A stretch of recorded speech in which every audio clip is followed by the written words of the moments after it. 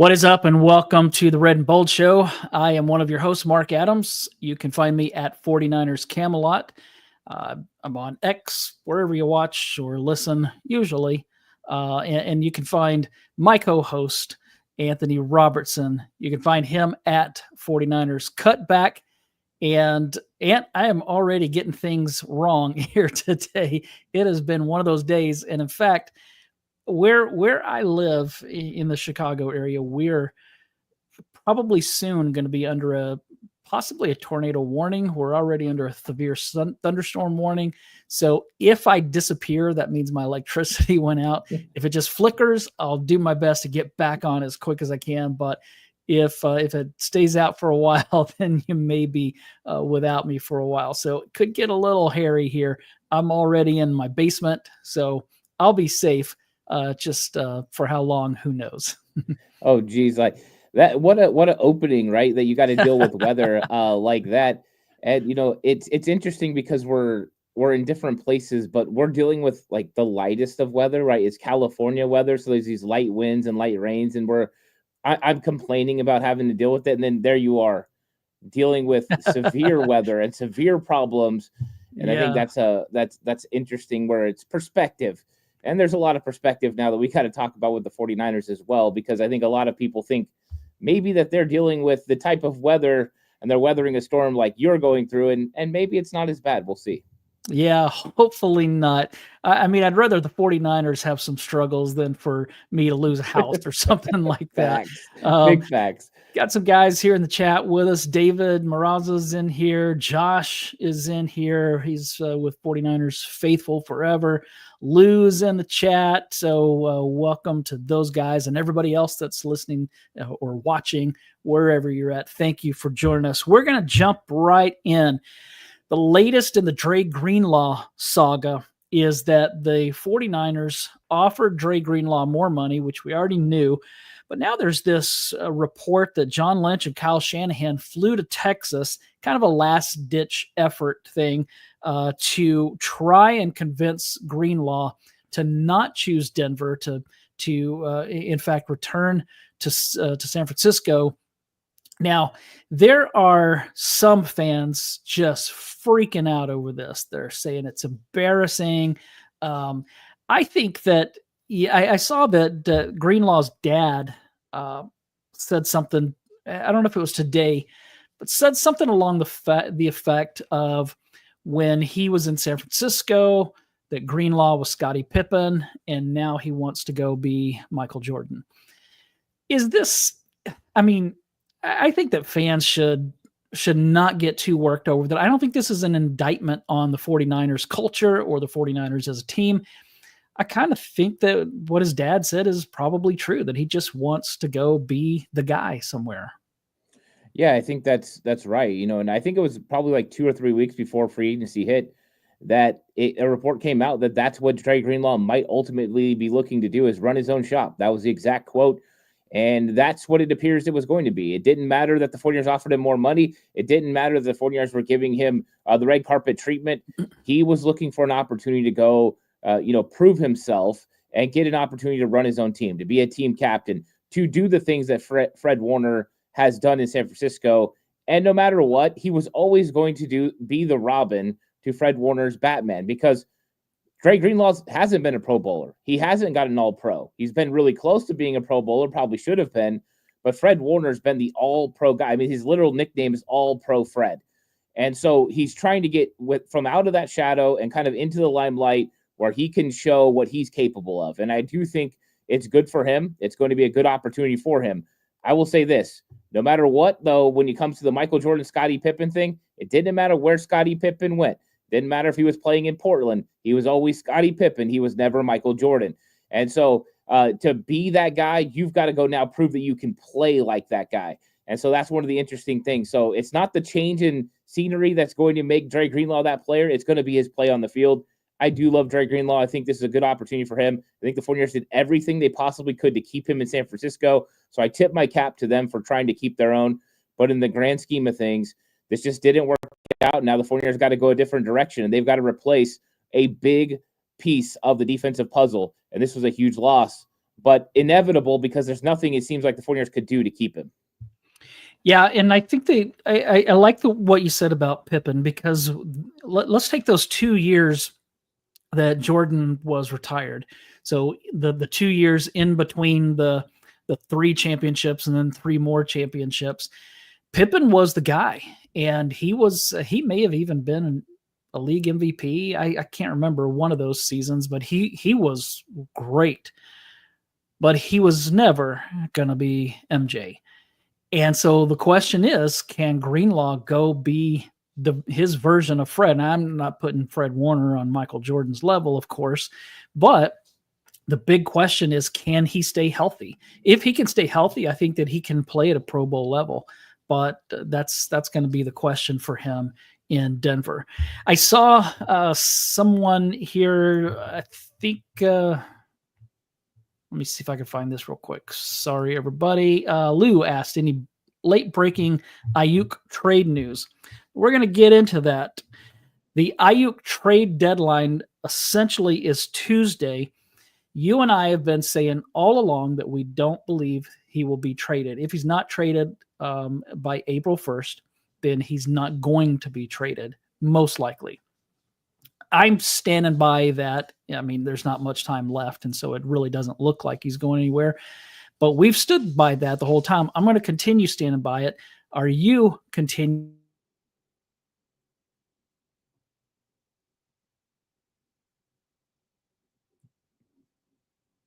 I don't know if I'm still here. Mark, did we lose Mark? Did we lose me? I don't know what happened.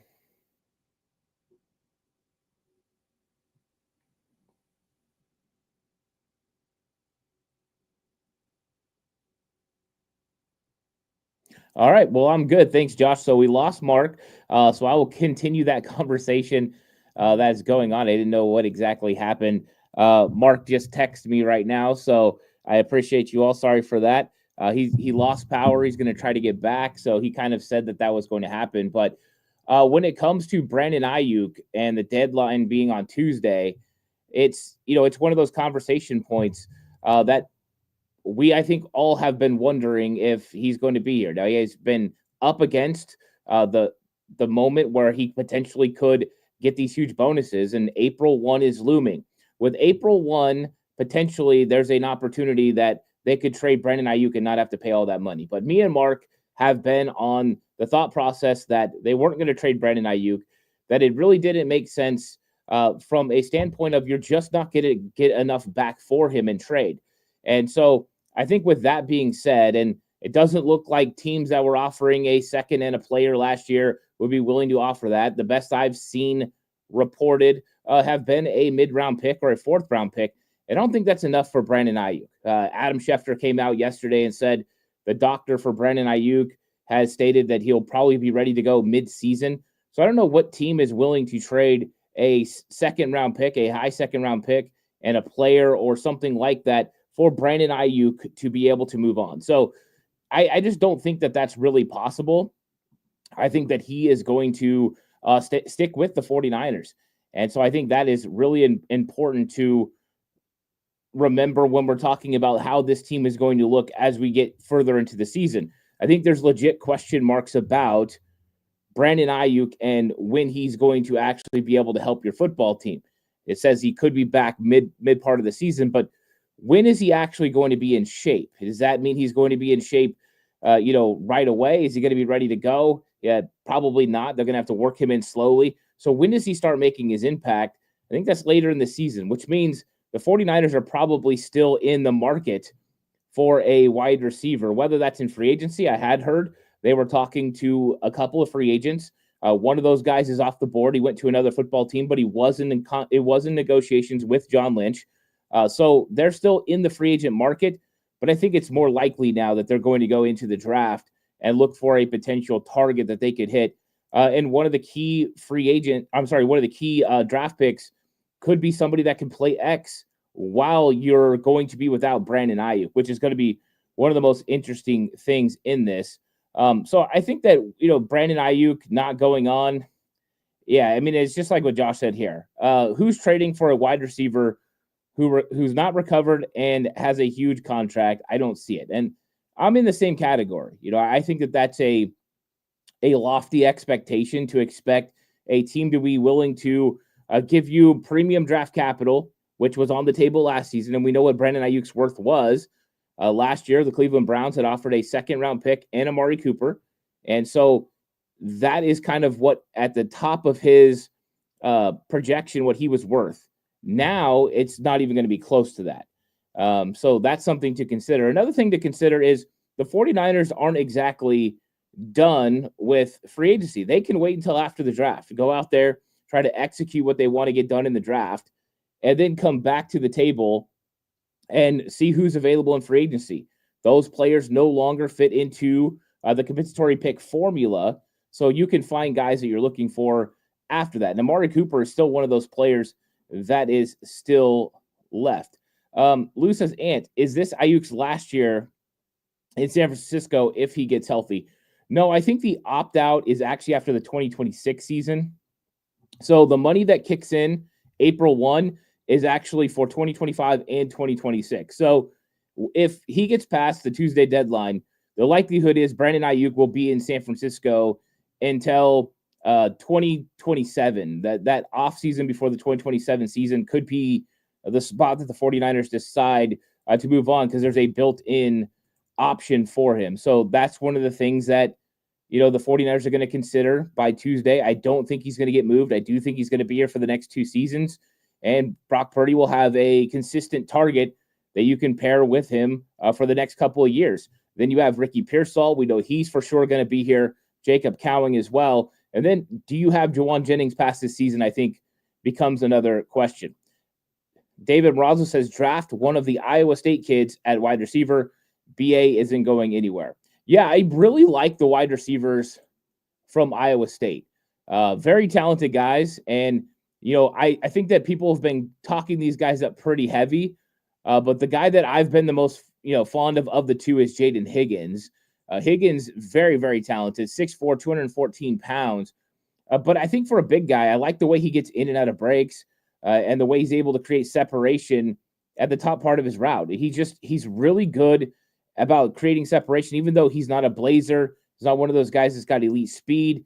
He's just very talented in the routes that he runs and his ability to create after he catches the football. So I really like him. And the other one you're referring to is Jalen Noel, who a lot of people have been talking about, a little bit of the shorter receiver, right? You got Higgins, who's the big guy, 5'10", 194 pounds, but very, very productive at over 1,000 yards and 6 touchdowns in his 2024 season. So David's right. Those two guys would be possibilities for the 49ers. And West Coast offense says Trey Harris or Jaden Higgins would be great fits at X. Trey Harris from Ole Miss, vertical threat. I see Marc is back in, so I'm going to go ahead and bring him on. Here comes Marc. Hey, sorry about that. No worries. I'm trying to figure out how to get my audio on right, but I can at least hear you well enough. Yes, our electricity went out, but pretty bad outside, but no tornadoes yet, so that's a good thing. Yeah. So, where are you at in these questions that we had? Yeah, so basically we were talking about Aiyuk, and then some people started bringing up a few wide receiver options in the draft. So I kind of went that direction a little bit and was talking about a couple of wide receiver options. David Morazzo brought up the two from Iowa State, Jaden Higgins and Jalen Noel, good receivers who are potentially available for the San Francisco 49ers. And I just kind of commented on them. And so we were just going on that, but we haven't really got past the Brandon Aiyuk thing totally. But we went over the fact that, it just doesn't seem likely he's going to be traded. That me and you were on that same page. You're just not going to get enough back for Aiyuk in a trade because of the fact that he's been injured. I mean, last year would probably have been what you got the most of, a second-round pick and Amari Cooper. Not going to happen now. Right.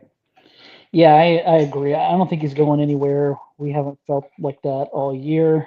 I mean, really, like you said, you're just not going to get much for a player who blew out his ACL and what was it, MCL? I don't know how many ligaments it was. Was it like 3 different ones or something like that? So those guys don't come back quickly. And so I don't know. I saw something the other day that says he's on track to return like halfway through the season. I don't know if you discussed that, but who's going to want to trade for somebody that can't help until October or November? I just don't think you're going to see that.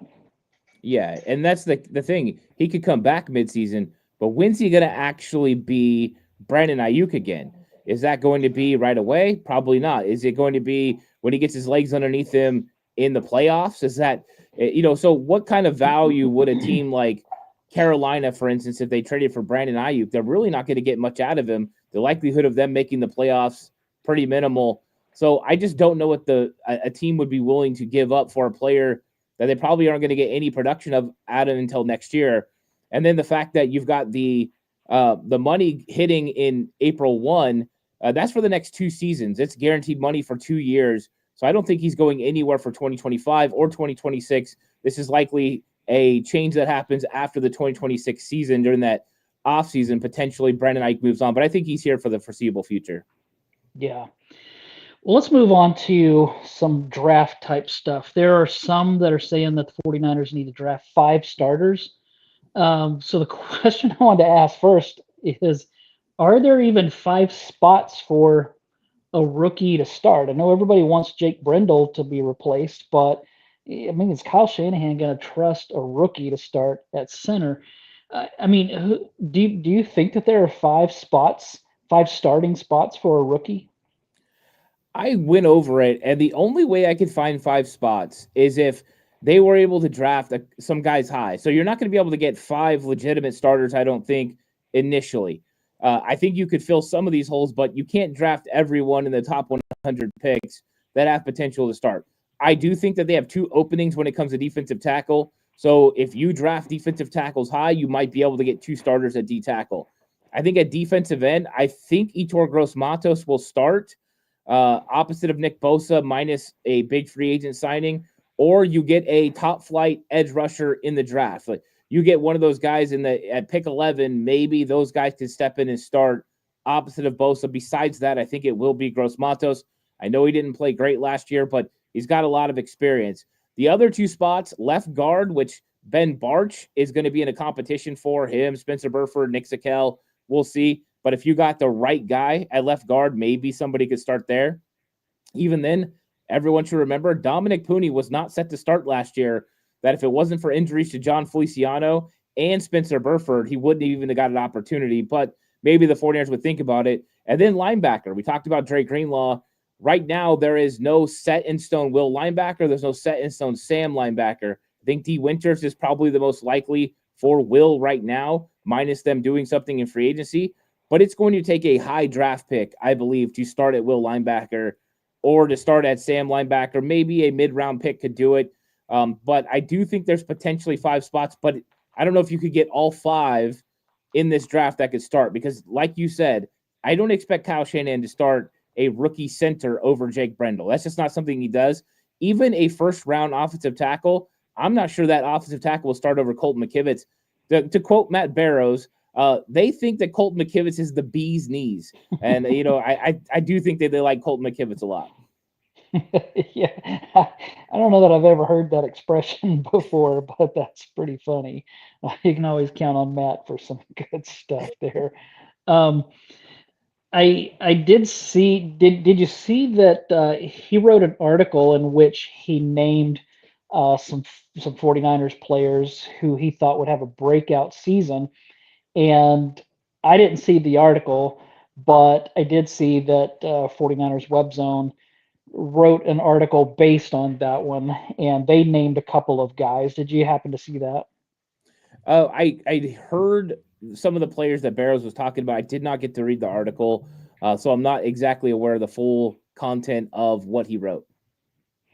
So Tatum Bethune was one that he predicted to be a breakout player. I'm trying to think of who the others were. I only saw one other one, and I'm blanking on who that was.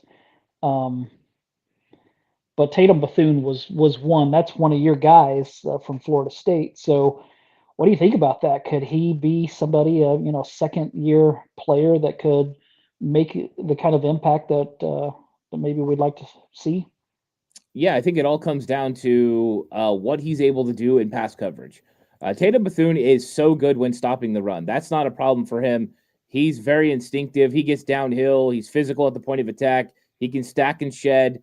This guy's a talented linebacker. The question marks are, is he quick enough, or does he understand route concepts enough to make up for his speed? He ran a 4.75 coming out of Florida State. That's what pushed him way down. When you watch the film, he doesn't look like a 4.7 guy. You watch him on film, even this season, there's a little bit of thinking involved. And I think once the thinking goes away and he understands the system, then he'll be more instinctive and the speed won't be much more of a problem. But he's also only going to be expected to play 25% of snaps. He's going to play, between 18 to 23 snaps per game when they're in their base sets. Most teams are running 11 personnel right now, which means he wouldn't even be on the field. It's more important for you to have a good third corner than a good third linebacker. But I do think Tatum Bethune can make an impact in helping stop the run. I think that's something he'll be good at. And I just think him being more comfortable in the system will make him play more free. So, yeah, I'm expecting him to push for that starting Sam linebacker spot.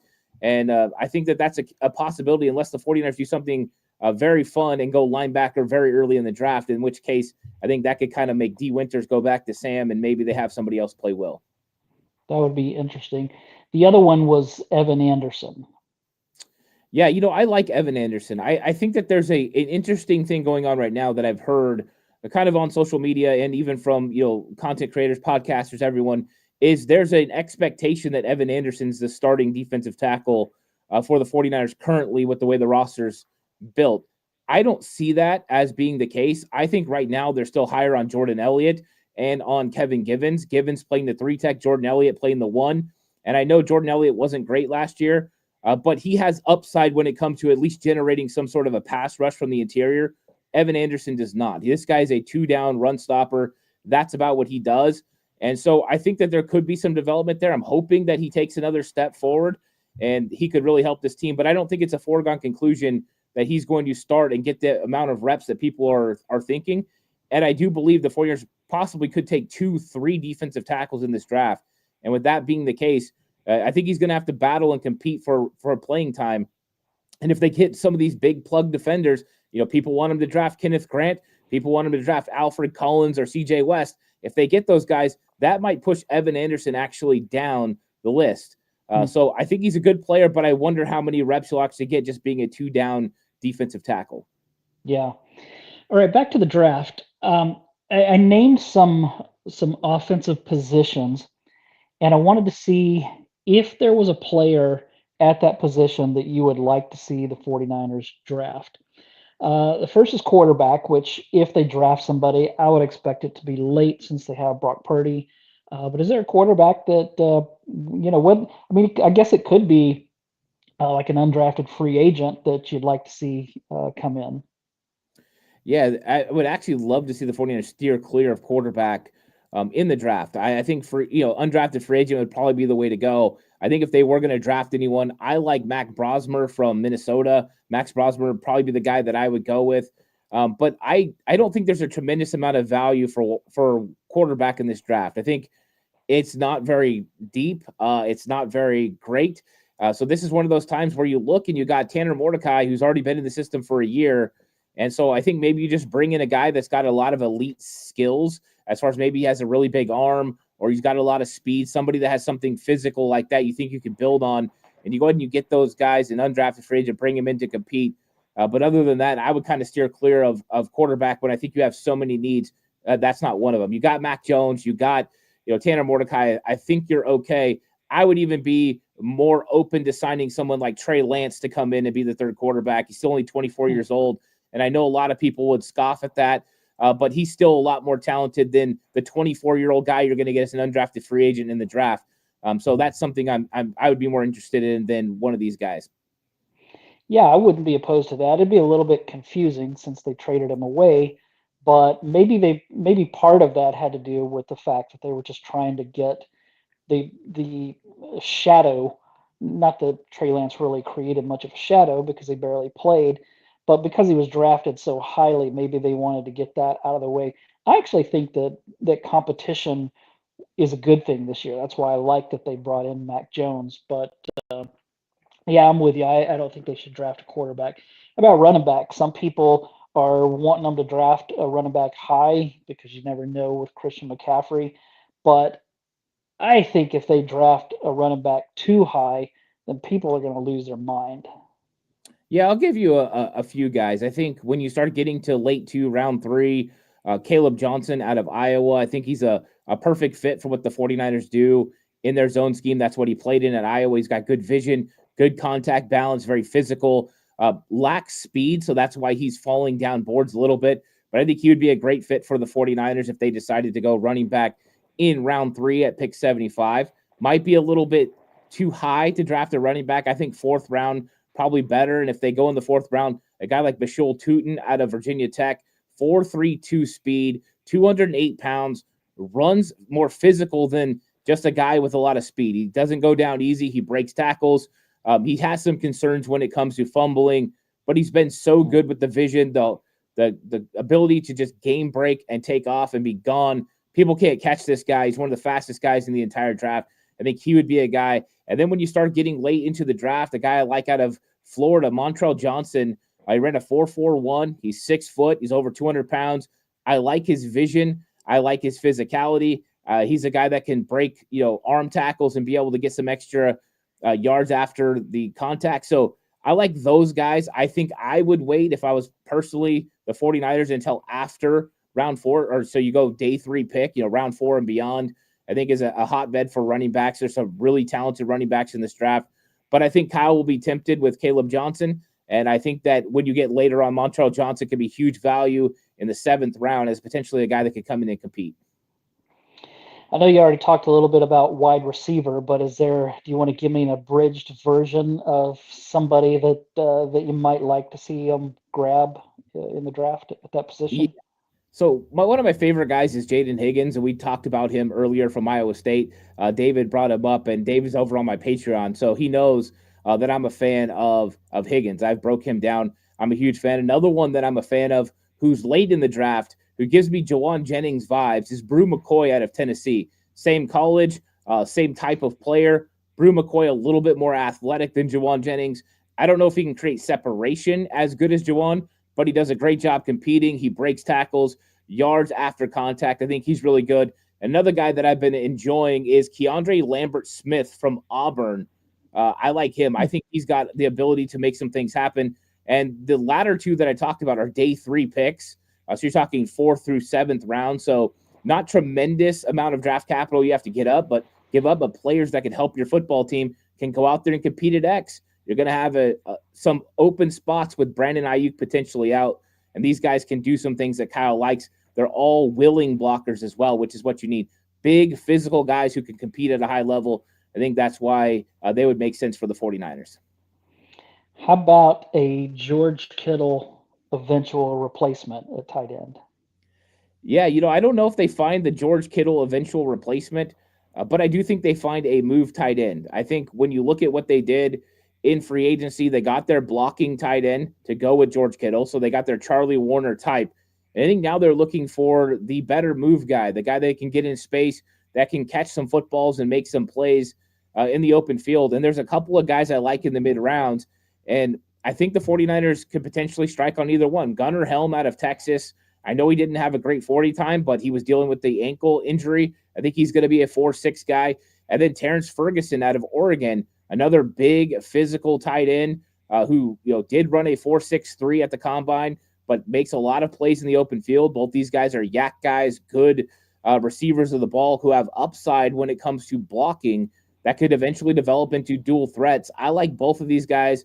There's a ton of talent at tight end, but those are kind of 2 that stand out. Terrence Ferguson definitely being one of my favorites in this draft, and he could be available late 3, early 4 for the San Francisco 49ers. Yeah, that would be a good name. How about along the offensive line? I wouldn't be shocked if the 49ers took an offensive tackle in the 1st round. I still think they're going to go defensive line, but are there some tackles that you'd like to see them grab? Yeah, I think in the 1st round, it's interesting because I don't know if they draft a first-round tackle unless they plan on playing him at guard initially. I don't think, even though I think that these guys are going to be way more talented than Colton McKivitz, I don't know if they'll be capable of starting over Colton McKivitz in year one. The 49ers are kind of leery of rookie starters on the outside especially, and I think at center as well. But, the guys up top, everyone talks about Kelvin Banks, Will Campbell, Armand Membu. Any one of those three guys would be tremendous value for the 49ers, all guys who could start at guard initially and then kick out the right tackle or eventually left tackle once Trent Williams decided to retire. One guy to watch when we get to round 2 is Josh Simmons out of Ohio State. So he dealt with the patella injury. He's still not all the way back, but this dude would be the number 1 offensive tackle in this draft if he wasn't injured. So Josh Simmons, if he falls to pick 43, I know he has the injury. That might be the spot where, hey, he's still sitting there. 49ers can't pass up on potentially Josh Simmons. But after that, it gets a little bit more interesting, and you start getting guys that are kind of either just right tackle prospects or guys who need to move inside. There is tremendous value for guys later on in this draft. A couple of guys that I like that could end up being either right tackles or guys who move in. So Jonah Savahinaya from Arizona. I think he's a right tackle guy who could move inside. That reminds me of Mike Upati, believe it or not. Wow. Do you think that they'll draft a guard, or do you think that they'll? I mean, I don't know that they'll draft a center, but maybe they will. That's not something that they normally do. Could they actually do that, or might they go after a guard and try and move him to center? I think if they were going to draft a center, it would probably be Jared Wilson. I think he's the most talented guy coming out of Georgia. You're talking the athleticism, the ability to get to the second level, pure center fitting the scheme. I think he's probably the best fit. He's going to go probably in round 3. And, he's got a little bit more of an anchor than Jake Brendel, but still have the athletic tools to be Jake Brendel in the open field, the things that the 49ers really love about him. But how quickly is he going to be able to translate to playing and starting, considering he only had 1 year as an offensive starter at Georgia? So that's the question mark again. Do you draft him knowing you have Matt Hennessy and you have Nick Zakelj, who already have been in the system and understand how to play the backup? That's a question mark. When it comes to offensive guard, I think there's some really talented offensive guards in this draft. I brought up Jonas Avahinaya just a second ago. He could easily step in and play guard in the NFL right away. I think it actually suits him better than tackle. But then there's some guys that I really love. Donovan Jackson, I love him out of Ohio State. He's a guard that could play tackle. He proved it last year at Ohio State when he kicked out to left tackle. To me, he's my favorite guard in this entire draft. And if he was sitting there at 43, I wouldn't flinch if the 49ers picked him. I think you could plug him in day 1 at left guard, and he would be your Dominic Pooney on the left side. And then when it comes after that, you got Tate Ratledge, also from Georgia, who is actually my favorite Georgia interior offensive line prospect, and they have 3 good ones. But he's got such a good anchor, the ability to win on the second level. All 3 of those Georgia guys are interesting for the 49ers potentially. But I think that Donovan Jackson and Tate Ratledge would be great guard selections, and outlier Jonas Avahinaya, who could be the guy that could step in and play as well. Great stuff. All right, I'm gonna have to bail out here, but let's do this with the defense next week. Okay. I do want to finish with this. I want you to finish this sentence. If the 49ers can repeat last year's draft, which produced some really good players, produced some starters, they will what? I think they'll be in the thick of things. I think that if you can get the same sort of impact that you got from some of the rookies last year, where they had 3 guys really step in and be starters, and then Ricky Pearsall kind of, once he got over the incident that he had, get out there as well. I think if you could line up another draft like that with key contributors, then we talked about it. There's potentially 4 or 5 holes. You probably, filled at least 3 of those with some very good rookie talent, and then maybe some young guys stepped up that you already had on your roster, and you're competing. And I think in the NFC West, it's not going to take a lot to be in competition to not just compete, but potentially win, and then go into, a chance at the playoffs. That's all you're really looking for is an opportunity. But I think it could springboard the 49ers if they could hit on some key players. And I think they need to go defense heavy in this draft. I know a lot of people are looking for offensive linemen, but they need to give Robert Saleh the tools on defense to get the players that can make a lot of plays for his defense. And if they do and they hit him, this defense could change overnight and potentially be very, very good. And it wouldn't take a lot for them to be better. And they were competing last year when they weren't very good. So I think that there's an opportunity for them to turn things around quickly. Yeah, I agree. I definitely would like to see them focus more on the defense in this draft. They've got to be able to stop the run. They've got to be able to get after the quarterback.